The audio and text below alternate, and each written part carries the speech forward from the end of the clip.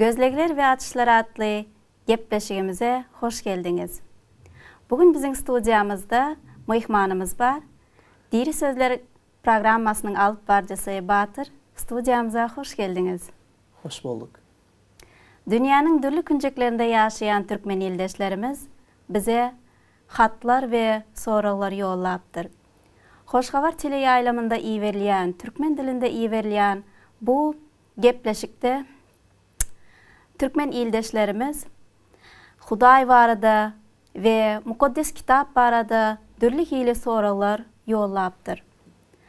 Inha gelin birinci soru şeyle, Huday bar mı? Hudayın barlığını nadip bilip bolya? Batır, cevap verseniz. Salam qadırlı ildeşler. Sağman otayır mısınız?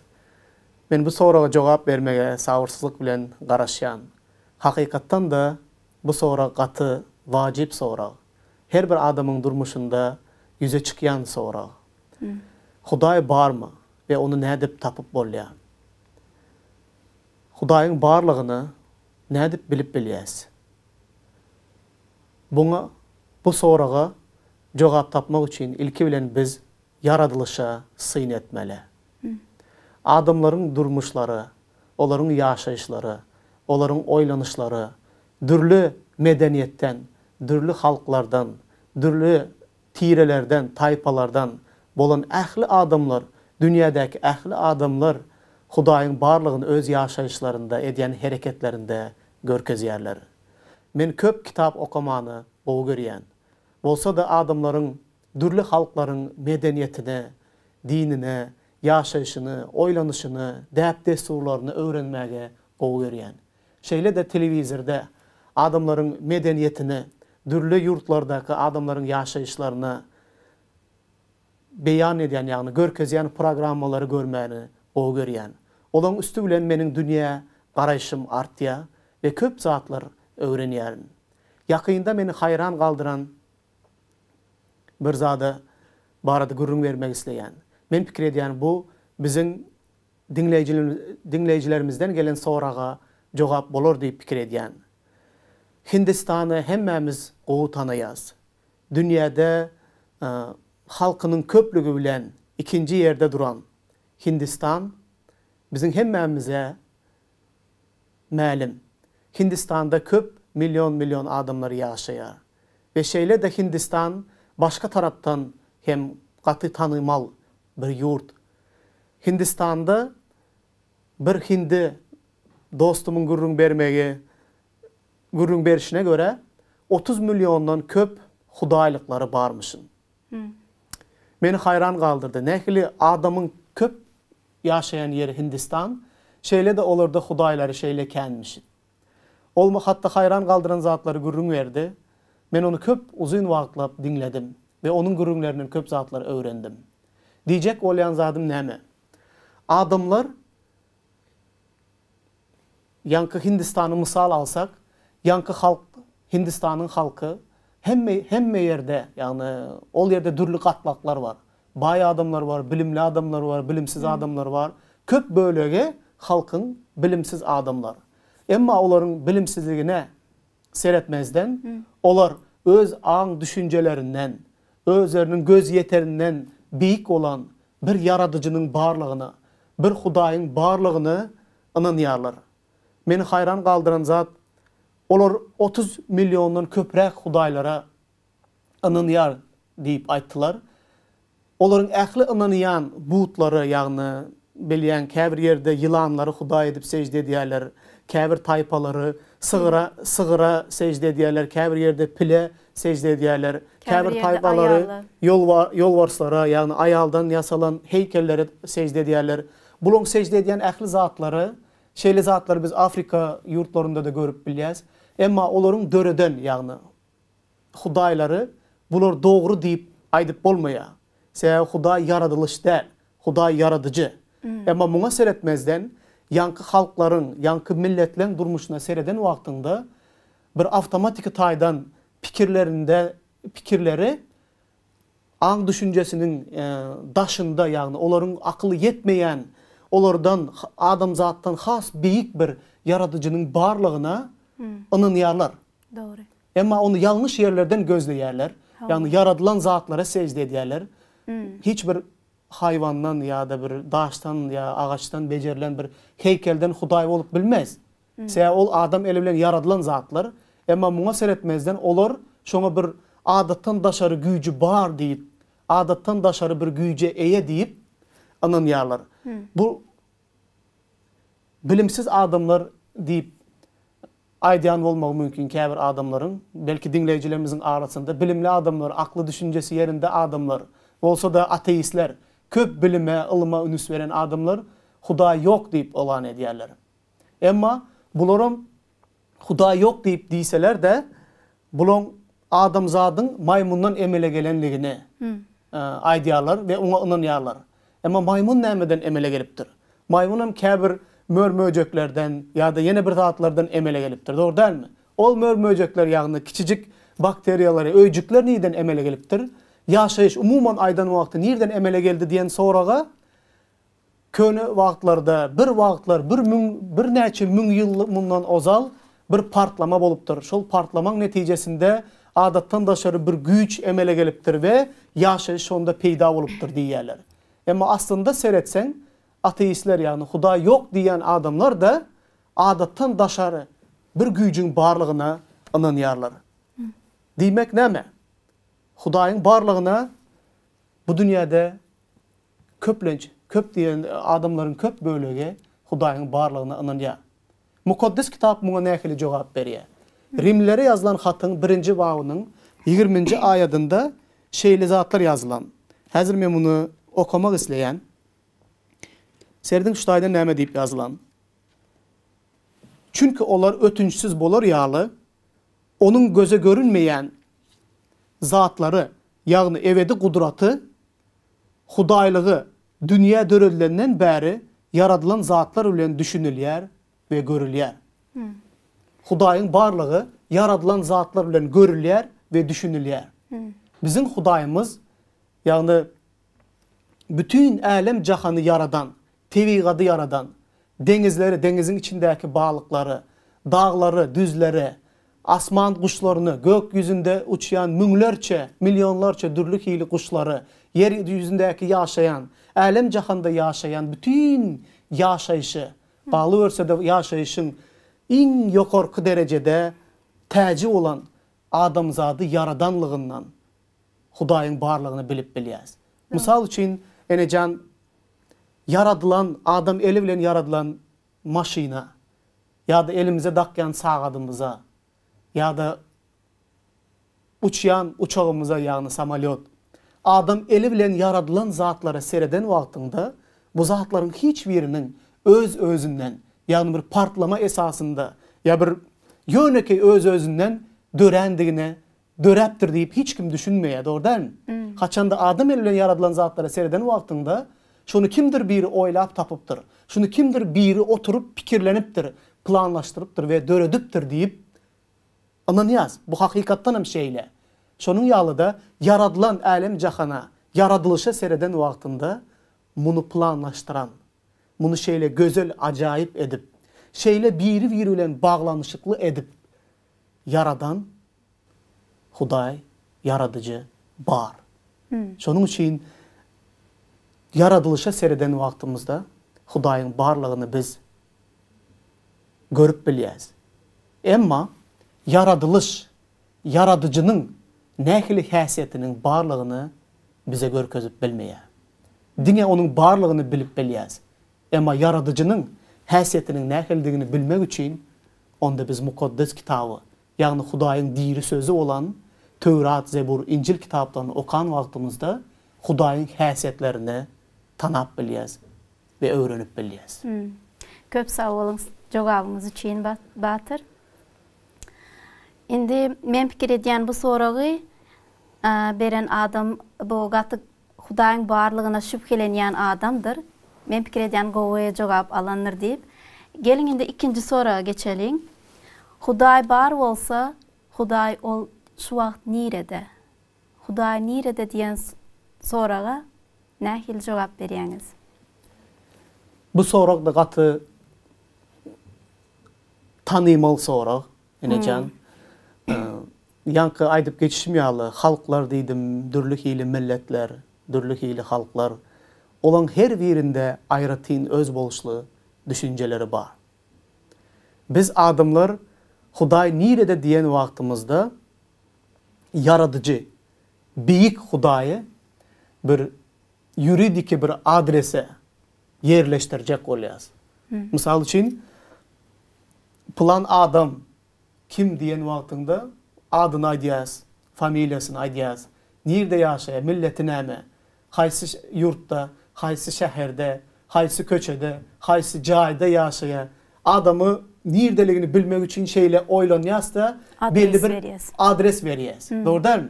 Şoň ýaly Hudaý nerede diyen wagtyda adamların, ilkinci adamların pikirlerine gelen pikir Hudaý belli bir yerde olmalı. Olar bir yere yerleştirmek isteýär.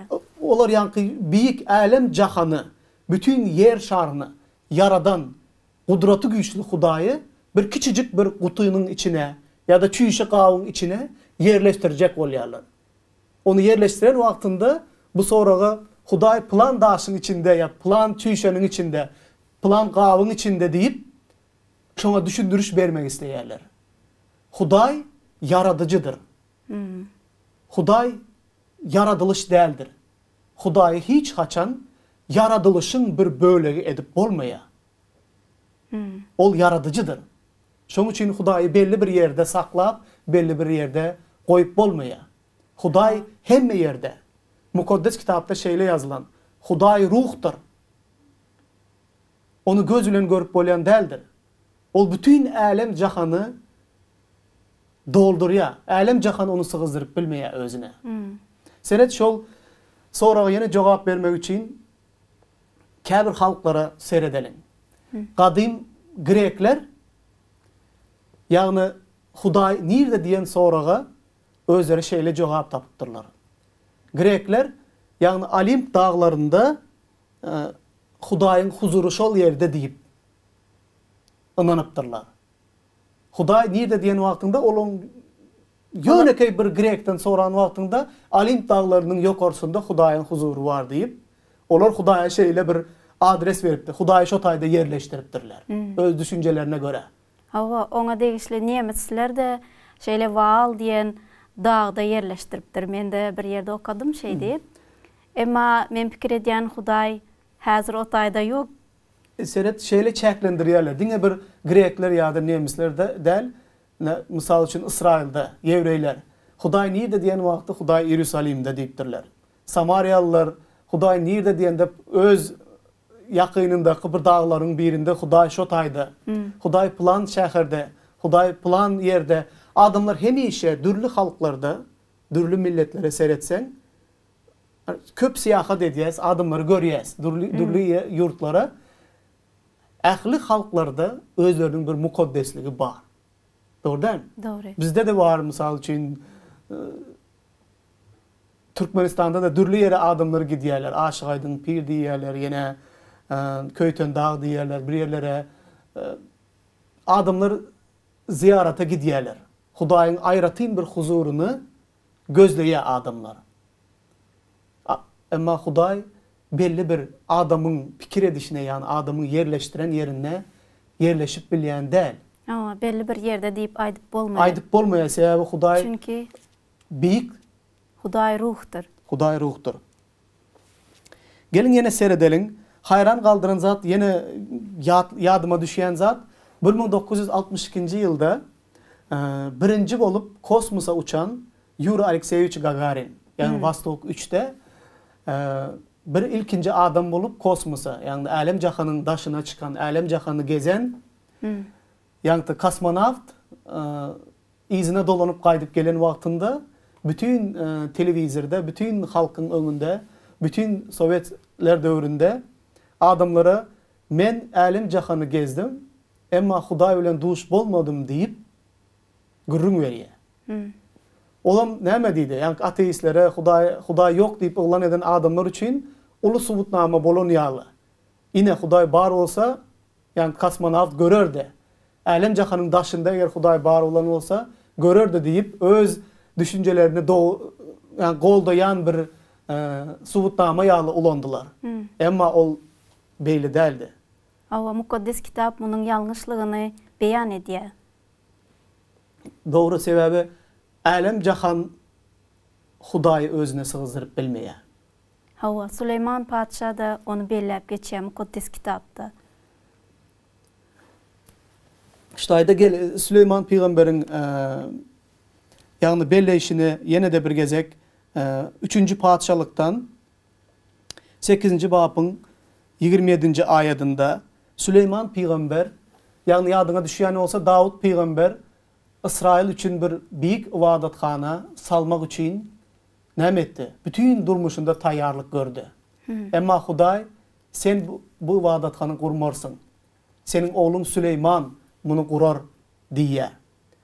Dawud ölüp yok olandan soň oğlu padşah bolup İsrailde padşalyk edýär ve ol ýanky ibadetkanyny gurup başlaýar. Ibadetkanyny gurmazdan ozal ol Hudaýa dilek edýär. Ol öz içinden şeyle pikirlenýär. Emma Hudaý hakykatdan da yerde mesken tutar mı? Seret, ol öz özüne sorag berýär. Hatta seni gökte, arışda sığdırıp bilmez. Onsoň meniň bu salan öýüm dağı nämejik? Süleyman peýgamber hakykatdan meniň ellerim bilen guran ibadathanam näme diýär? Hudaý şutaýda mesken tutar mı? Hudaý sygar mı? Ama Hudaý ýanky ibadatxanadan has beýik.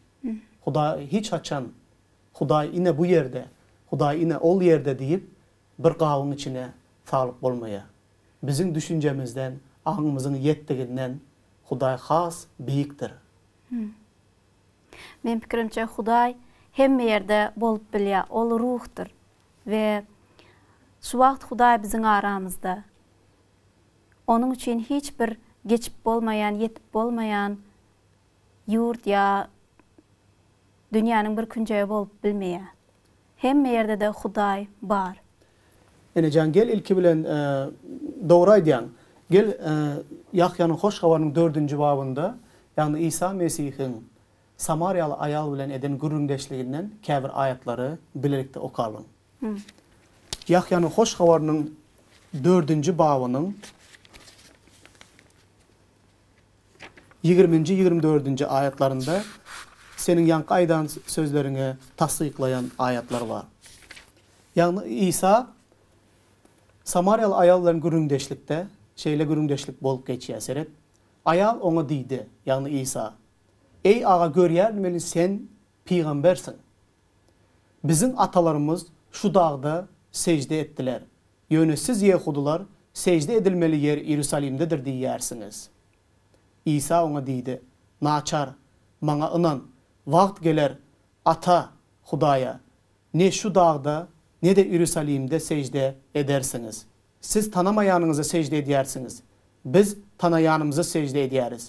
Çünki gutuluş Yehudulardan gelýär. Emma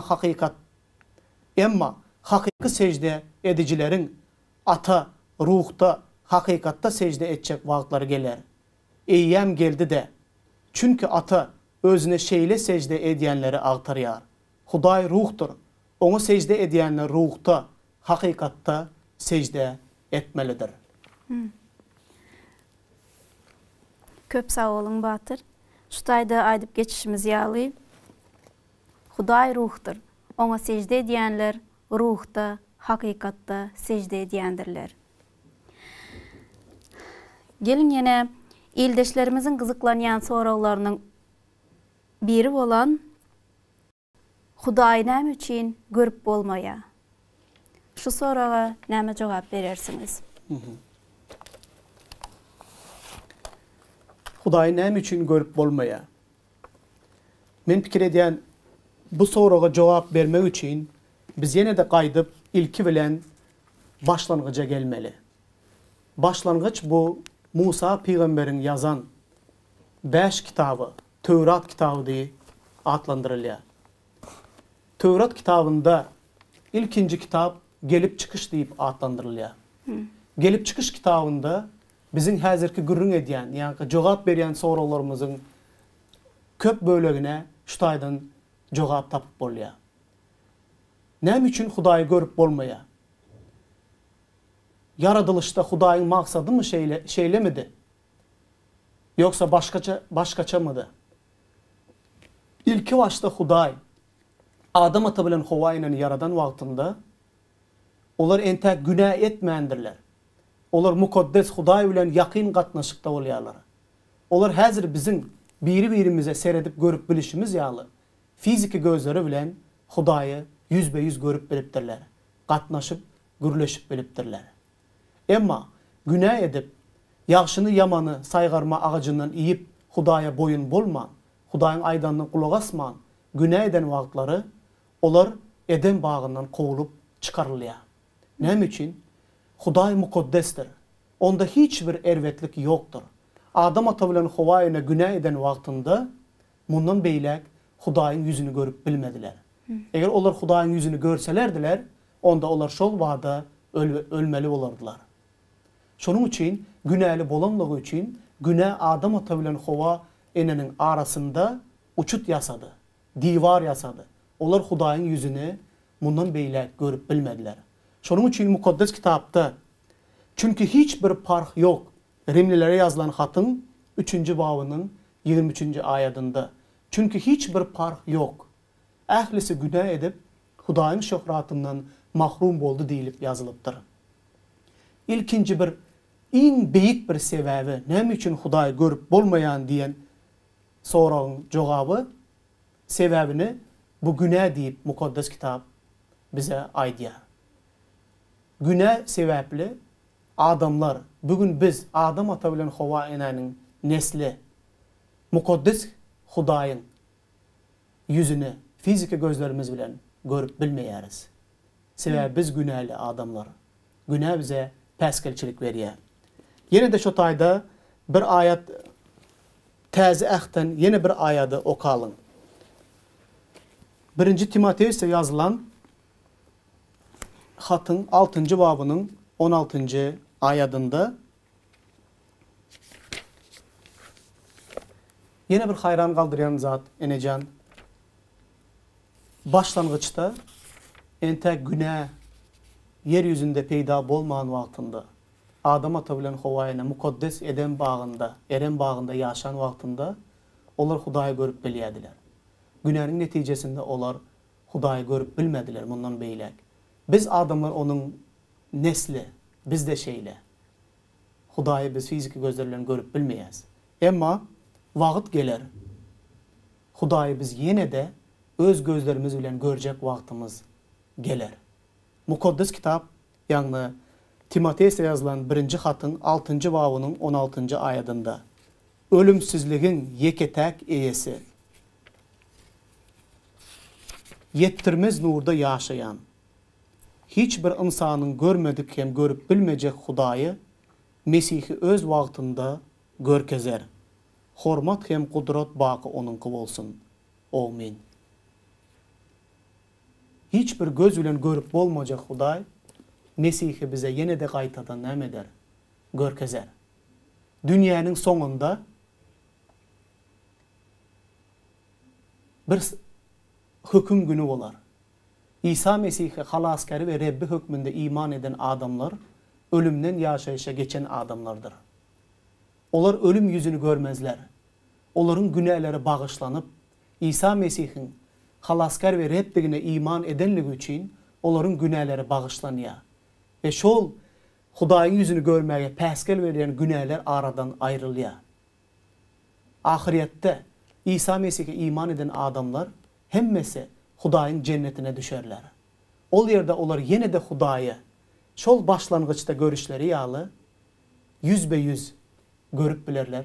Hudaý bilen gatnaşykda bolup bilerler. İncilde yine bir yerde yazılan Yahya'nın hoş habary 14. bab 6. aýatda İsa şeýle diýär. Men yol, hakykat ve ýaşaýyşdyryn. Mensiz hiç kim atamın yanına barıp bilmez diye. Yine de Hudaýy görmek için başka hiçbir yol yoktur. İsa diýär, Hudaýyň ýanyna barmak üçin, Hudaýyň cennetine düşmek üçin men ýeketäk ýoldurun. Men ýol, hakykat we ýaşaýyşdyryn. Mensiz hiç kim atamy görüp bilmez. Yine de mukaddes kitapta şeýle ayat var, men ýadyma düşdi. Hudaý hiç kim hiç kaçan gören däldir. Onu ýeketäk gucagyndan gelen İsa Mesih tanatdy. Doğru, doğru. Hudaý hiç kim hiç kaçan gören däldir. Onu ýeketäk Hudaýyň öz gucagyndan çıkıp gelen ýeketäk ogly bolan İsa Mesih bize tanatdy. Onda bizde näme? Umydymyz bar. Häzir biz bu ýaşaýyşda, bu dünýädäki ýaşaýyşymyzda Hudaýy görüp bilmeýän hem bolsak, emma bu wagtlaýyndyr. İsa Mesih'e iman edýänligimiz üçin, onun bizim günahlarımız üçin haçta kan dökönne, 3-nji gün dirilenine iman edýänligimiz üçin, ölümden soň bizim barjak yerimiz Hudaýyň cennetidir. Aradan günahlar ayrıldı. İsa Mesih'in üstüne yüklendi. Ol günahların muzdunu töledi. Biz Hudaýy yine de görüp biljek wagtymyz öňümizdedir. Onu görjekligime gaty atlanýan. Gadyrly ýyldaşlar, gepleşigimiz tamamlanyp barýar. Geljek gepleşiklerde ýene duguşýançak sizin bilen hoşlaşýas. Hudaý şeýle diýär, men Hudaý we menden başga Hudaý ýokdur. Siz bu aýady mukaddes kitapdan, Isaýadan 5-nji babyň 5-nji aýatynyň okap bilýäňiz. Hoş, sag bolun.